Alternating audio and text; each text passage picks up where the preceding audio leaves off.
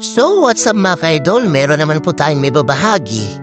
Ngayong araw, ito yung Bugak Cold Spring na nasa sakupan ng Barangay Santa Cruz, GL Siargao, Surigao del Norte.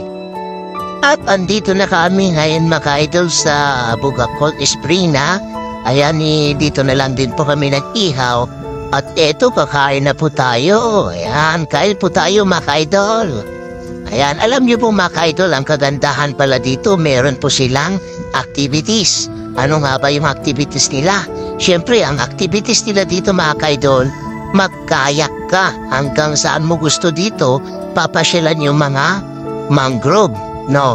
Bale, ang kayak pala nila mga ka-idol, binigay lang sa amin ng 100 pesos per head. O di sanda pa, napakatanda. O tingnan mo naman, napaka-relax naman talaga ng buhay namin dito. Ayan, o tingnan mo, may bangga-bangga pa. Kayo kasi di lang kami marunong. Tignan mo, mayroon din paiga-iga. At napakalupit naman ito. Kaya pala lagi silang nagtatabi, meron palang tinatagong alak.